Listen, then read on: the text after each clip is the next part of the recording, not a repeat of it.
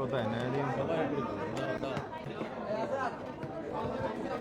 এই জায়গাটা একটু কার্ভ করেন, শুনেন, একটু একটু পিছনে জায়গাটা সামান্য।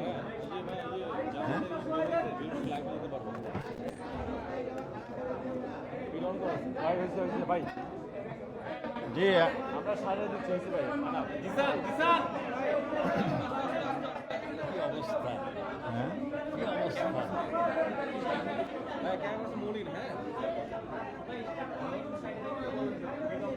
এখানে অ্যাসাইন করা তো 1 ঘন্টার উপরে আলোচনা। জি মাইকের মুখ দেখা যাচ্ছে না। জি শুরু করব। হ্যাঁ রেডি। একটা মিনিট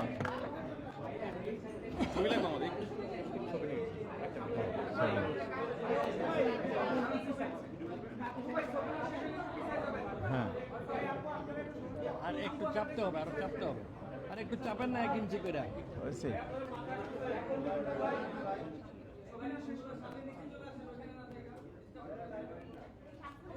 আচ্ছা তা আমরা শুরু করছি।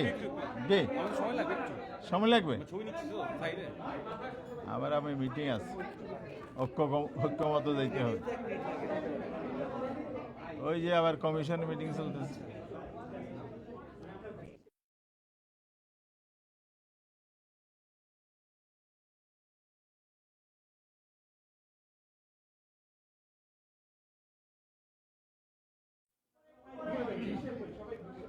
জি আসসালামু আলাইকুম ওয়া রাহমাতুল্লাহি ওয়া বারাকাতুহু। প্রিয় সাংবাদিক বন্ধুগণ, আপনারা লক্ষ্য করেছেন আজকে আমরা নির্বাচন কমিশনে এসেছি। 11টা থেকে আমাদের শিডিউল ছিল, প্রায় 1 ঘন্টা সময় আমাদের সাথে আলোচনা হয়েছে। চিফ ইলেকশন কমিশনের সাথেই আমরা বৈঠক করেছি এবং সেখানে যে বিষয়গুলো আলোচনা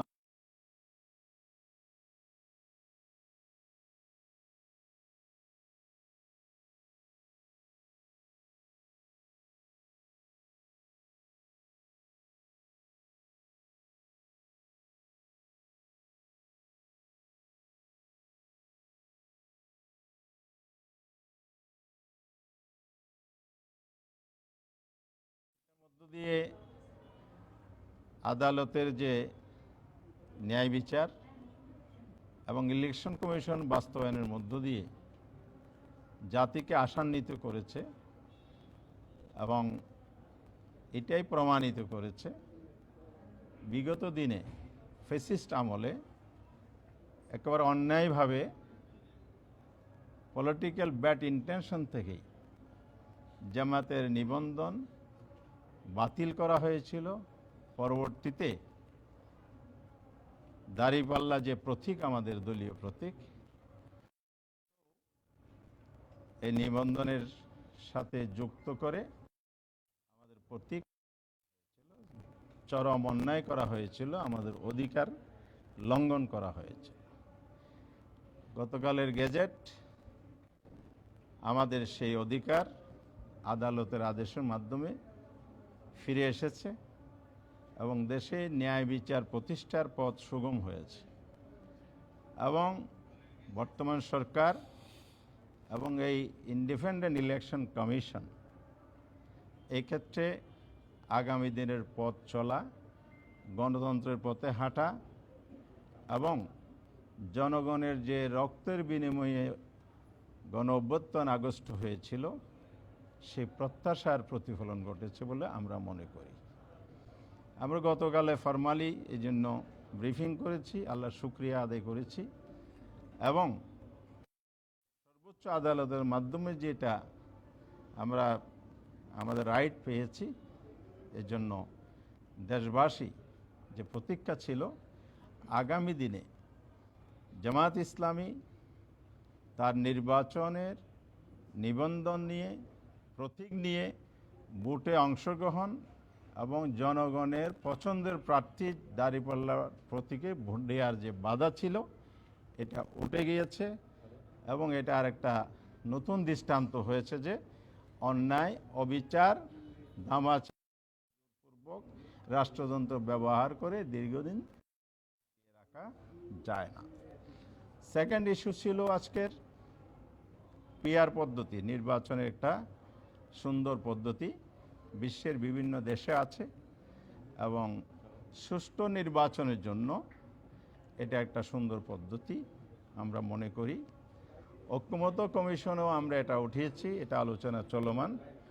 আজকে ইলেকশন কমিশনের কাছেও আমরা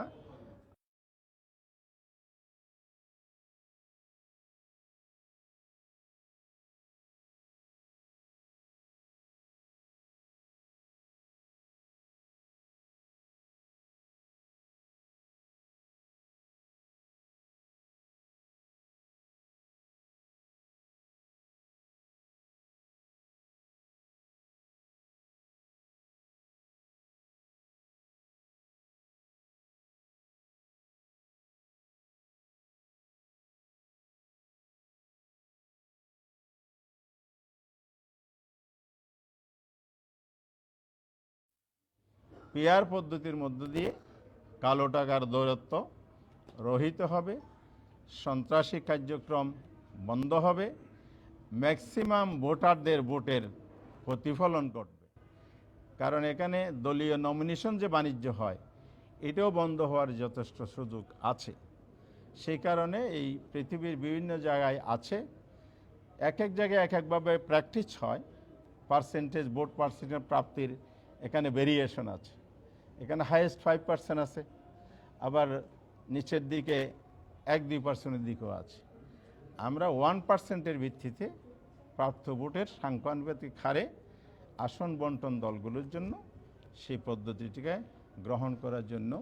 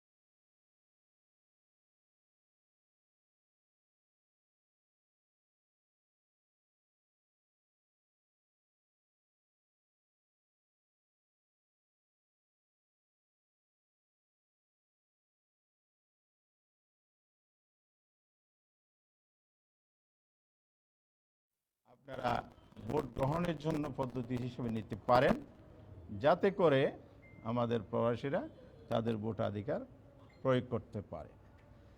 আমরা ফোর্থ যেটা আমাদের আজকের ইস্যু ছিল সেটা হলো local government election. Local government ইলেকশনটা আমরা বারবার দাবি করেছি, তত্ত্বাবধায়ক সরকার, কেয়ারটেকার সরকার, অন্তর্বর্তীকালীন সরকার, যেই ফর্মেই সরকার থাকুক না কেন, নির্বাচনের আগে একটি সরকার আছে এবং থাকবে। সেই লাইনে কিন্তু ঐক্যমত্য কমিশন কাজ করছে এবং সব দল কিন্তু এ ব্যাপারে একমত হয়েছে। অর্থাৎ একটা অন্তর্বর্তীকালীন সরকার যে হবে এবার কারো দ্বিমত নাই। সেই সরকারটার অধীনে যদি লোকাল গভর্নমেন্ট ইলেকশন হয় তাহলে এটা অনেক বেশি ফেয়ার এবং গ্রহণযোগ্য হবে এবং সেখানে জনগণের সঠিক প্রতিনিধিত্বটা আসবে। লোকাল গভর্নমেন্ট যদি ইলেকশন যদি দলীয় সরকারের অধীনে হয় তখন যে ঘটনাটা আমরা অতীতে অবলোকন করেছি সেটা হচ্ছে দলীয় প্রার্থীদেরকে চেয়ারম্যান, মেম্বার বানানোর জন্য, মেয়র বানানোর জন্য এখানে দলীয় প্রভাব, তার চাইতে বড় যে কাজটা অন্যায়ভাবে করে সরকারগুলো, গভর্নমেন্ট টোটাল ইনস্টলমেন্টকে কাজে লাগিয়ে ভোটকে, ইলেকশনকে প্রভাবিত করে দলীয় প্রার্থীকে জিতিয়ে আনে। ফলে এখানে জনমতের প্রতিফলন হয় না, পছন্দের প্রার্থী নির্বাচিত হয় না। সেই কারণে আমরা বলেছি এটা যদি নিরপেক্ষ নির্দলীয় সরকারের অধীনে হয় এটা ফেয়ার হবে, গ্রহণযোগ্য হবে, সেটা আমরা দাবি করেছি। আর ন্যাশনাল ইলেকশন সামনে হবে, ন্যাশনাল ইলেকশনের আগে আমাদের দাবি লোকাল গভর্নমেন্ট ইলেকশন করা। এটা এবারের জন্য, ভবিষ্যতের জন্য অন্তর্বর্তীকালীন সরকার বা যেই ফর্মে নিরপেক্ষ নির্দলীয় সরকার আসবে তার অধীনে করা। পাশাপাশি আপনার ন্যাশনাল ইলেকশনের পরিবেশটা যাতে এনশিওর হয়। এখানে লেভেল প্লেইং ফিল্ড, যেটা আমাদের রাজনীতিতে প্রচলিত বহুল আলোচিত ভাষা, সেটা শুধু ভাষা হিসেবে নয়, বক্তব্য হিসেবে নয়, কার্যকরভাবে এটা হয়।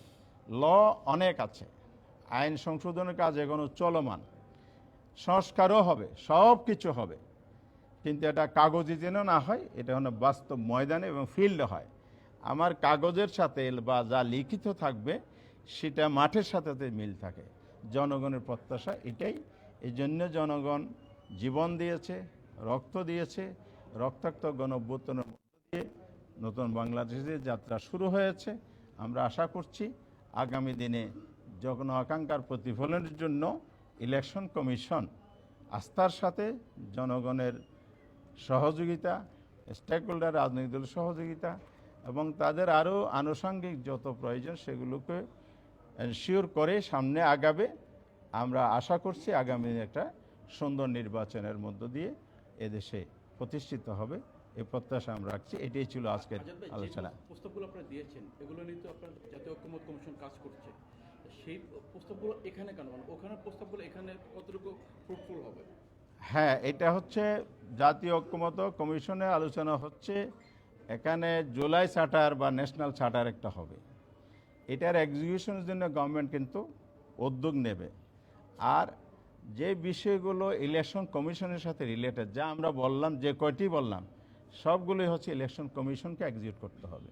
তো যারা এক্সিকিউটিভ বডি হিসেবে কাজ করবে এবং রাষ্ট্রের একটা সাংবিধানিক প্রতিষ্ঠান হিসেবে তারা রোল করবে, আমরা মনে করেছি এই জায়গাটাই ওখানকার জায়গার সাথে সমন্বয় করতে হবে এবং ওনাদের কাছে আমাদের বক্তব্যটা তুলে ধরলে এটা বাস্তবায়নটা সহজ হবে বলে আমরা মনে করি। লোকাল গভর্নমেন্ট নির্বাচন যেটা আগে বলছে, একজন বলেন। লোকাল গভর্নমেন্ট নির্বাচনটা আগে করার কথা বলছেন, এই বিষয়ে ইলেকশন কমিশন কি বলেছে? যে আমাদের বক্তব্যের প্রেক্ষিতে ওনারা বিষয়গুলো নিয়ে কাজ করছেন, ওনারা এই ব্যাপারে ওনাদের বক্তব্য দেবেন। ওনারা আমাদের কথা শুনেছেন, ওনারা যখন সব বিবেচনায় এনে একমত হয়ে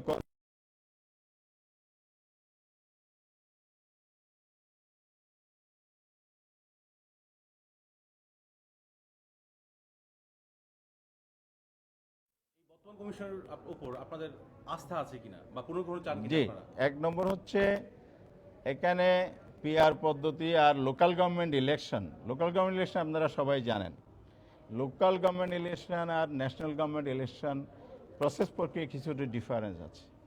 লোকাল গভর্নমেন্ট ইলেকশনটা লোকাল গভর্নমেন্ট মিনিস্ট্রি বলবে আমার এই জায়গায় ইলেকশন দরকার। ইলেকশন কমিশনে যখন গভর্নমেন্ট পক্ষ থেকে জানানো হবে তখন ইলেকশন কমিশন লোকাল গভর্নমেন্ট ইলেকশনের উদ্যোগ নেয়, আর ন্যাশনাল ইলেকশন কমিশন সরাসরি করে। তো এই জায়গায় যদি আমরা সমন্বয় না করি, একদিকে গভর্নমেন্ট পার্ট আর এদিকে হলো ইলেকশন কমিশন, আমি আগে এক্সিকিউটিভ ফাংশন যেহেতু তারাই করেন, তো এই জন্য আমাদের দুই জায়গায় কথা বলতে হবে। আর যেটা বলছেন, আমরা আগেও বলেছি, আমরা ইলেকশন কমিশন সরকার সব কিছু আমরা অবজার্ভ করে চলছি। বিশেষ করে ইলেকশন কমিশন তো এখনও কার্যক্রম প্র্যাকটিক্যালি করেন নাই, ওনারা যা করছেন হলো অফিসিয়ালি করছেন। সুতরাং এই জায়গায় আস্থা অনাস্থার বিষয় মন্তব্য করছি না, আমরা অবজার্ভ করছি এবং এ পর্যন্ত ওনারা যে জায়গায় সঠিক কাজ করেছে আমরা সেটা সঠিক বলবো, কালোকে কালো সাদাকে সাদা বলতে হবে। যদি ব্যর্থায় ঘটে তো সে জায়গায় তো কথা বলতে হবে। এই জন্য আমরা অবজার্ভ করতেছি। আর আমাদের প্রত্যাশা হচ্ছে এটা, যে এটা অন্তর্বর্তীকালীন সরকার গঠনের পরেই কিন্তু ইলেকশন কমিশন হয়েছে।